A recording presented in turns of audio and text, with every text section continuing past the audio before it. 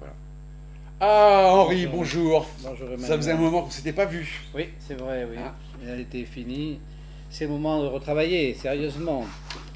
Les nouvelles sont tout à fait étranges, vous allez voir.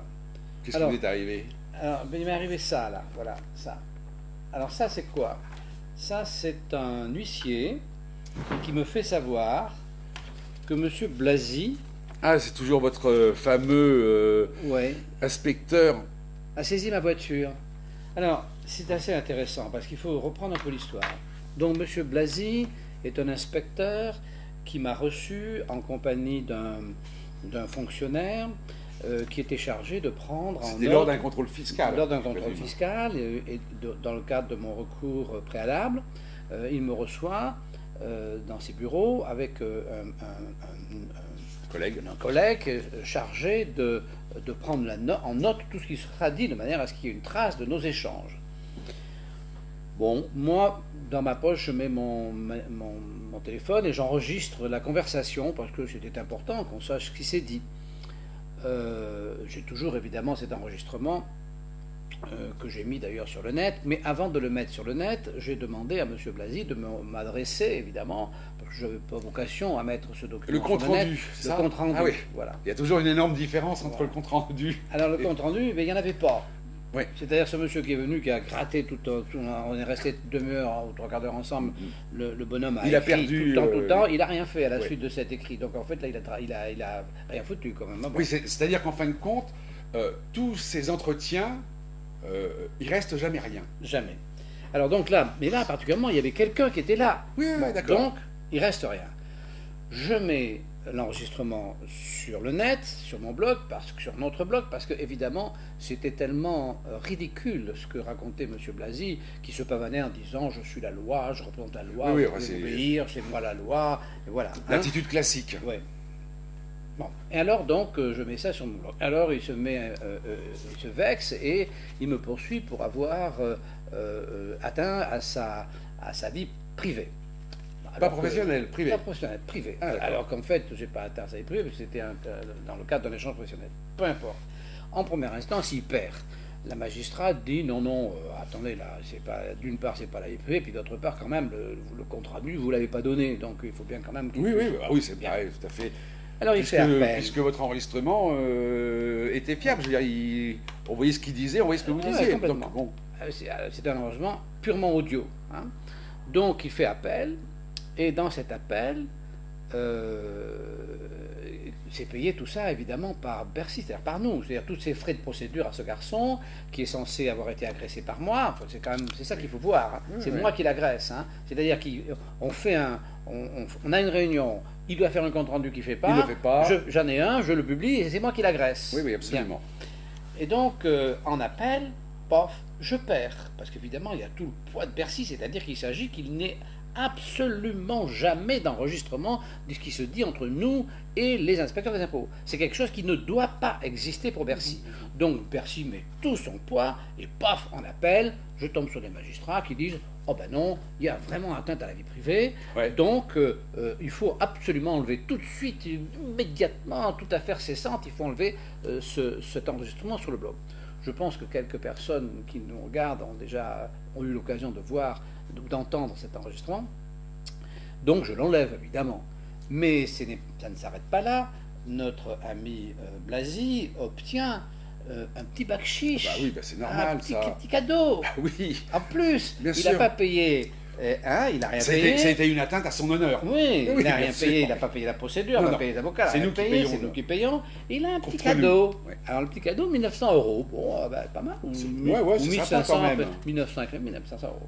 Voilà. Et donc, ce fameux Blasi qui a tous mes comptes, qui a toutes mes affaires, il sait très bien que je n'ai pas d'argent.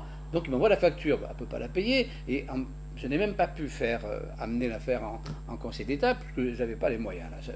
Donc je n'ai pas pu le faire. Parce qu'il faut savoir quand même que... de toute façon, vous auriez eu tort avec le Conseil d'État. Donc, ce brave M. Blasi, qu'est-ce qu'il fait? Il saisit ma voiture. Ah, c'est pas extraordinaire ça? Ma voiture, il saisit. Oui. Ma voiture, c'est mon outil de travail. Il a peut-être besoin d'une voiture. Oui. J'ai plus que ça. Si ma voiture, j'en ai besoin pour travailler. à 70 ans, je travaille encore, j'ai besoin de voiture, eh bien il saisit ma voiture. Moi, on me reproche de gêner sa vie privée, mais lui, il me prend ma voiture. Comment peut-on aller plus loin dans la vie privée des gens aujourd'hui en leur prenant leur voiture? C'est quelque chose d'épouvantable. Oui, mais ce que je veux dire, c'est comment vous atteignez dans sa vie privée alors que vous enregistrez simplement l'entretien préalable. Ah bah oui, mais c'est comme ça. Mais alors c'est pas la première fois que je perds, parce que si vous voulez, tous ces braves gens, je leur ai donné comme ça un petit pot de fin que leur a donné leurs amis de la justice, parce que c'est quand même comme ça que ça se passe, il faut le dire. Hein. C'est pas autrement. On va prendre un autre exemple. Les 3 stoches, Jourde, Pierre, et je ne sais plus comment s'appelle l'autre, qui ont fait des faux pour que les terrains de ma maison familiale soient déclarés constructibles. Ces gens ont fait des faux. 15 ans plus tard, la cour d'appel de Montpellier a reconnu que les terrains n'étaient pas constructibles. Je les ai poursuivis pour ces faux. Ça m'a coûté 10 000 euros de petit bac chiche parce que j'ai perdu. On me dit mais non, tu ne peux pas faire des faux. Comment voulez-vous qu'un inspecteur des impôts fasse un faux? Voilà. Mais c'est impossible. Il peut écrire tout ce qu'il veut. La preuve, c'est que la Cour a fini par dire, mais même quand il se trompe dans la motivation de la notification reste, il n'a plus qu'à changer la motivation. Bon. Donc, ils ne peuvent pas faire. C'est-à-dire que l'addition reste. Voilà, l'addition reste, les calculs sont faux, tout oui. le matin, mais le fond, le masque, Oui, vous devez, ça reste. Bon. Alors, là, donc, on se trouve avec des gens qui, moi, je dois en être à 25 ou 30 000 euros de ces choses-là, de ces petits bacs chiches que je suis obligé de donner. Parce que les magistrats, pof, ils me font en plus payer. Non seulement ils me font perdre, mais en plus ils me font payer. Donc, si vous voulez, on se dit comment tout ça, ça peut être possible. Comment un type, comment un type peut me poursuivre pour 1 900 euros de cadeau qui, pour lui, personnellement, c'est pas pour l'État, c'est lui. Comment ce type peut faire ça? Alors ça, c'est extraordinaire. Alors, on pourrait se dire, alors est-ce que ce type, il est méchant, vicieux, non, pervers? C'est un inspecteur. C'est l'inspecteur des impôts. Ouais. Alors, c'est l'histoire de Hannah Arendt avec, et je pense que Hannah Arendt, c'est cette grande philosophe qui vit aux États-Unis, enfin qui vivait aux États-Unis, qui est juive et qui a fait des documents tout à fait intéressants sur la dictature, sur la désobéissance civile. Enfin, c'est une personne pleine de tolérance et d'intelligence, et elle est nommée par le Washington Post, je crois, ou un journal de ce type, pour aller couvrir le procès d'Eichmann. Donc elle est tout à fait en Israël. Donc elle est tout à fait contente d'y aller parce qu'elle pense qu'elle va enfin découvrir quelle intelligence machiavélique se cache derrière cet homme qui a pu faire autant de morts et autant toucher sa race puisqu'elle est juive. Et quand elle arrive, elle s'aperçoit que le mec est complètement abruti. Complètement abruti. Simplement, il fait ce qu'on lui a dit. Il fait ce qu'on lui a dit du mieux qu'il peut. L'ennui, c'est qu'on lui a dit de brûler les Juifs. Hein. Ouais. Mais il le fait du mieux qu'il peut, d'une manière rationnelle, rigoureuse. Il organise des convois. Il arrive même à les faire rouler quand ça roule plus. Enfin, le type, il se dit, mais pourquoi il se défonce pour son boulot. Voilà. Pourquoi on m'accuse? J'ai fait ce qu'on m'a dit, je l'ai fait vachement bien. Mais Blasi, c'est pareil. Il dit, mais pourquoi moi, je fais mon boulot à la perfection. On me demande de rentrer du pognon dans n'importe quelle condition, même auprès de gens qui ne doivent pas. Je le fais, donc moi, je dois être récompensé. Mon petite récompense, je la veux. Les 1 900 euros, je les veux. Voilà. Alors, donc, si vous voulez, c'est quelque chose. Et donc, évidemment, Hannah Arendt a été très mal vue de tout le monde juif parce que c'est tout d'un coup un peu démoralisant d'avoir été éradiqué par simplement la bêtise. On peut accepter d'avoir été éradiqué par une intelligence supérieure, machiavélique, par diabolique. Oui, mais par un petit fonctionnaire. Mais la bêtise, la bêtise vous réduit à néant. Non, alors c'est ce qui se passe aujourd'hui pour les gens qui sont des vecteurs d'affaires, des vecteurs d'économie, qui sont réduits à néant par la simple bêtise. C'est-à-dire les contrôles fiscaux, ça n'a comme moteur que la bêtise. Parce que entre nous... Ça ne devrait pas, mais c'est la réalité. C'est la réalité, mais sinon, il n'y en aurait pas. Parce que des gens qui trichent, je dirais, d'une manière vraiment malhonnête, c'est une minorité. La plupart des autres, soit ils n'ont pas pu payer, soit on réinvente l'histoire, ils ont payé ou avant. Non, mais en fin de compte, ceux qui trichent, c'est Bercy. Non, mais en fin de compte, si on regarde les choses réellement, ceux qui trichent et qui fraudent, c'est Bercy. Bon, moi, je ne dirais pas qu'ils trichent, ils pillent. Oui, c'est ça. Ouais, non, c'est pas pareil. Non, entre un tricheur et un pilleur... Ils pillent, mais ils ont la loi pour eux. Oui, c'est eux qui la fabriquent. Évidemment. Voilà. Ils sont des pilleurs. Ce sont des pilleurs et qui sont en plus suicidaires, qui sont en train de ratiboiser toute l'économie à travers ce pillage éhonté. Donc Donc, si vous voulez, On n'est pas sorti. Hein. ben non, mais c'est triste de voir ça. Et c'est triste surtout, ce qui est le plus terrible. Alors bon, cette bêtise ordinaire, bah, elle n'est pas plus grave que toutes les autres, mais le problème, c'est où c'est vraiment la difficulté, c'est au niveau de la justice. C'est là que c'est épouvantable, parce que là, c'est absolument incroyable que la justice puisse, comme ça, couvrir des exactions de ce type. Alors vous vous dites, quand vous allez au tribunal, vous dites, mais comment ils ont pu faire ça? Vous les regardez, vous dites, mais pourquoi ils ont l'air normaux, mais ils vont encore recommencer, puis après vous dites, bah oui, mais quand même, c'est vrai qu'en 39, en 40, ils ont tous signé pour putain, hein. Il n'y a eu aucune exception. Donc vous dites, bah ouais, ils sont formatés pour aller dans le sens du poil, c'est ça que vous voulez dire? Non, pour obéir aux ordres, pour aller dans le sens de ce qui pense être la loi, et pas dans le sens de la justice ou de l'humanité.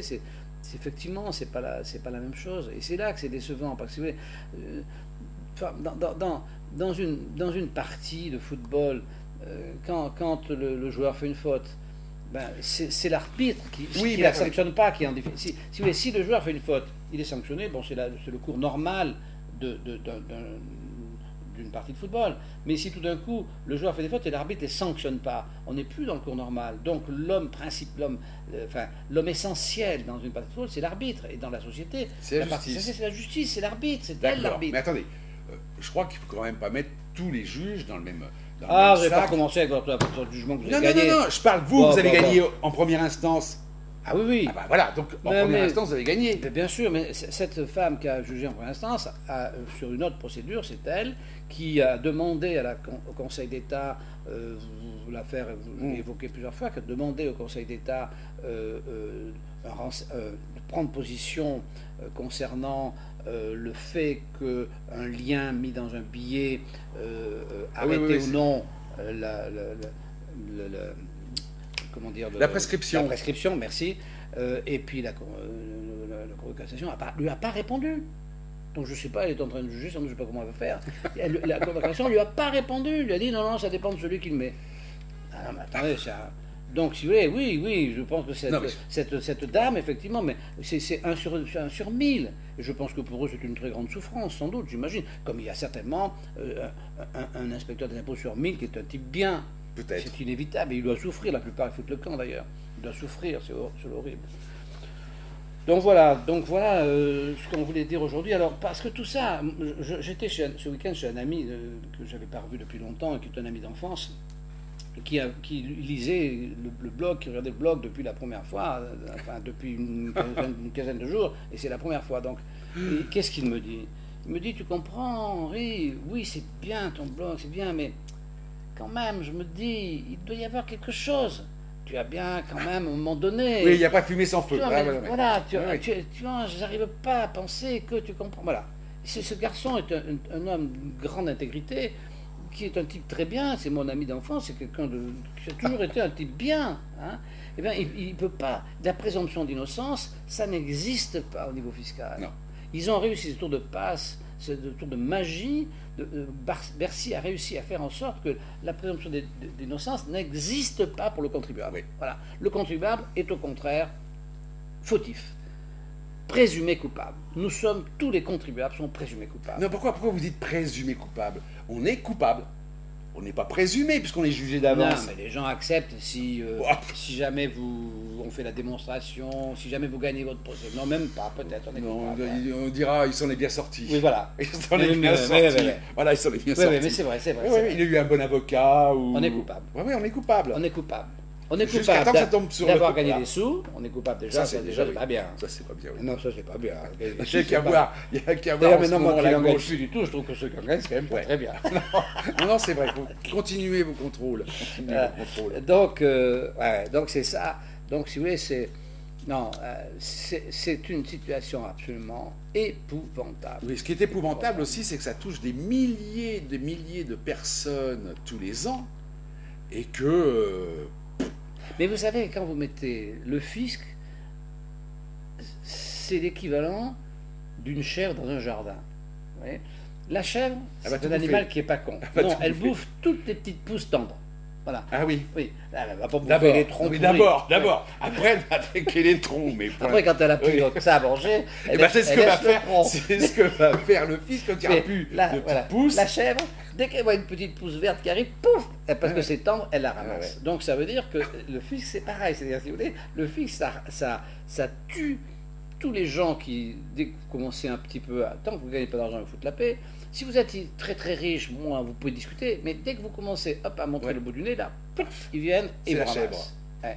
Et donc, si vous voulez, c'est vraiment, c'est ça, c'est le principe de la chèvre. Et donc, bon, on ne peut pas s'en sortir. Donc, ils sont en train de, ça va être un désert économique. La France, avec ce système, va devenir un désert économique. Toutes ces chèvres qui broutent notre argent, ça va devenir un désert économique. Voilà, bon. C'est pas très réjouissant tout ça. Mais non, mais il n'y a rien de nouveau sous le soleil. Non, mais c'est pas réjouissant, c'est que c'est insupportable. Parce qu'on ne peut même pas le changer. On ne peut même pas le changer parce que je pense que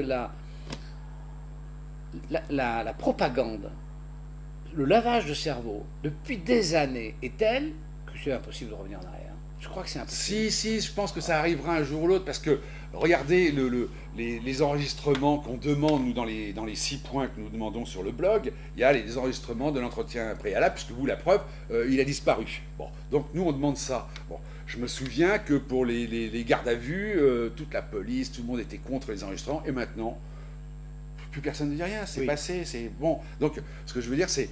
Le seul problème, c'est qu'avec Bercy, on est présumé coupable. Voilà, c'est ça. Non seulement on n'a pas le droit d'enregistrer, on est présumé coupable. On est coupable, vous avez eu tout à l'heure. Oui, coupable. On est coupable. Oui. Ah, faut savoir, hein, parce que moi, j'arrive plus à me revenir. Ah, voilà, bon, c'est vrai, à me suivre. Bon, on est coupable. On est coupable a priori, et donc, il n'attend pas, il se sert tout de suite. Il ruine les gens tout de suite.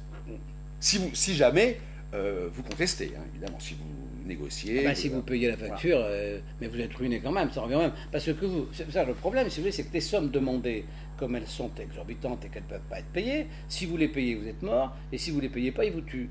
Donc, si vous voulez, dans les deux cas, de toute façon, vous êtes rétamé.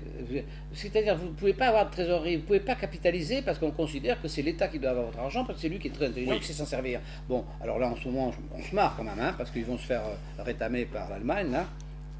À un moment donné, ça va très mal se passer, parce que les Allemands, ils ne vont pas continuer à payer comme ça. C'est eux qui amènent la garantie de nos emprunts. C'est la solidarité européenne, parce que les gens sont tous quand même.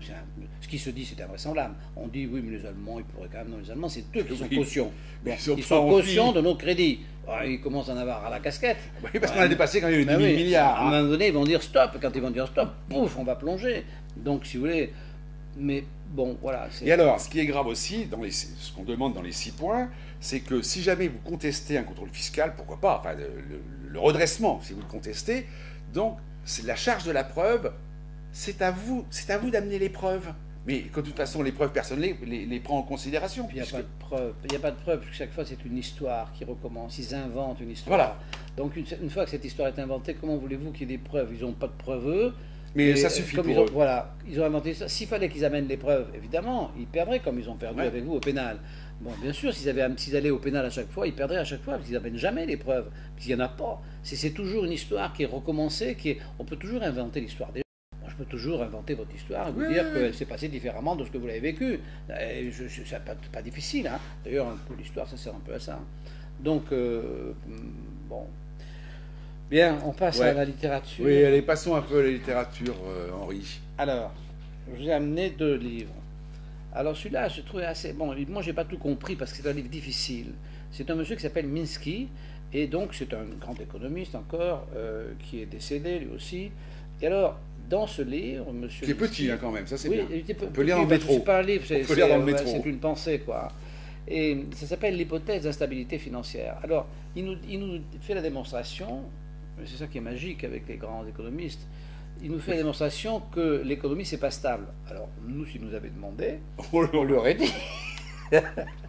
Parce que moi, ma vie économique, elle n'a jamais été stable. Hein. Bon. La mienne. Donc, il découvre que, alors, évidemment, quand on lit ça, on se dit, mais oui, il y a les économistes, ils planchent pour que ça devienne stable. C'est exactement comme si les médecins planchaient pour qu'on devienne immortel. Bon, mais ça ne peut pas devenir ça, ça ne viendra jamais stable. L'économie, ça ne peut pas être stable. Il y a des moments où ça va, des moments où ça ne va pas. Mais oui, il est assez intéressant quand même dans ce qu'il dit, cet homme, c'est qu'il introduit la notion de temps. Et il explique, et ça je trouve que c'est assez intéressant, il explique que la future richesse se fait dans les périodes de crise, au moment où les gens cherchent en eux des solutions et investissent pour se sortir de la crise, et c'est ces investissements qui, 10 ans plus tard, vont ramener de l'argent. Et quand les gens sont en roue libre et que ça roule bien, qu'il y a du pognon, là, ils investissent plus, ils préfèrent le consommer, et puis là, ils se mettent en situation de perte où ils seront dans 10 ans.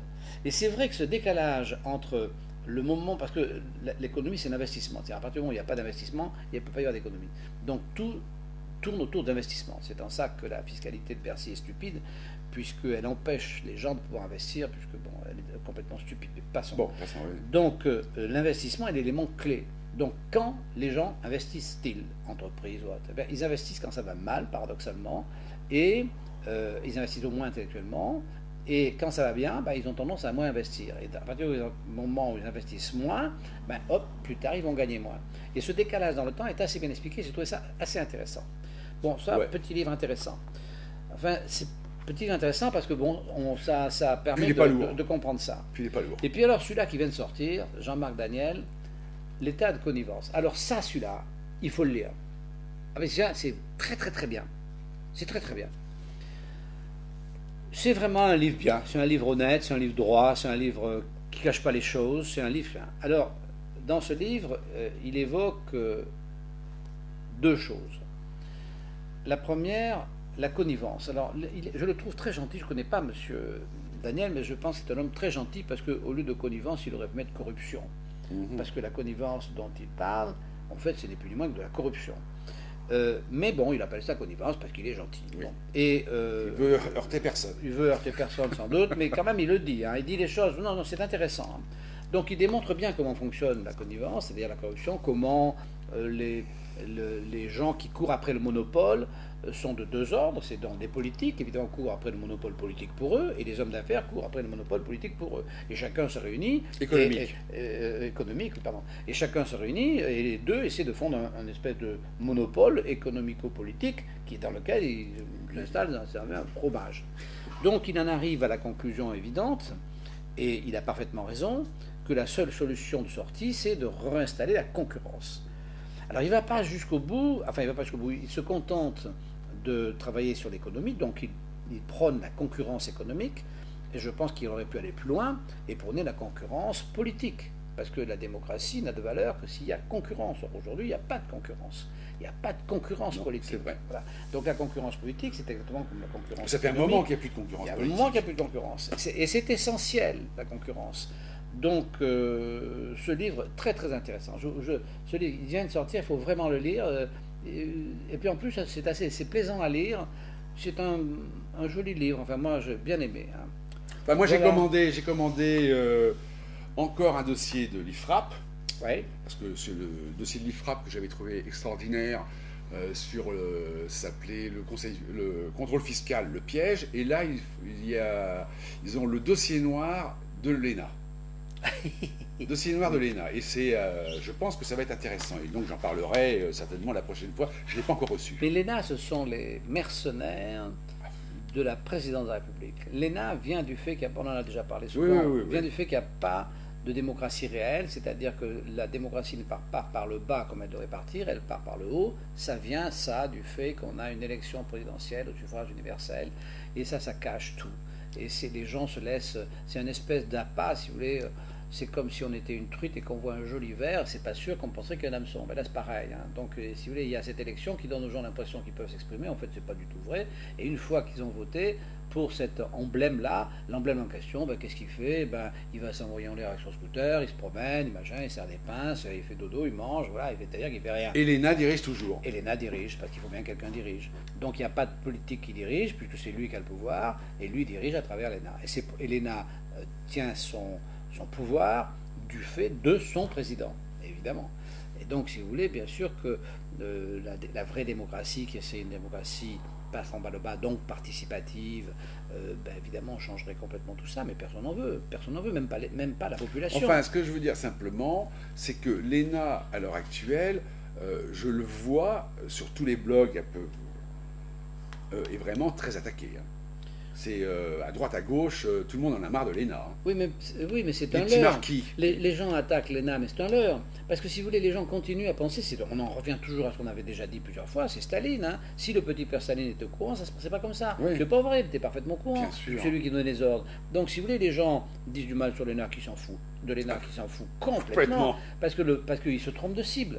Parce que la vraie cible, c'est le système qui est en place. Oui. Et donc les gens se défoulent en pensant, ils sont honorés d'aller mettre un bulletin de vote pour un président de la République. Ils sont honorés de participer à ce système qui les entube du matin au soir, mais qui les entube parce que c'est le système qui les entube. C'est monté à l'envers.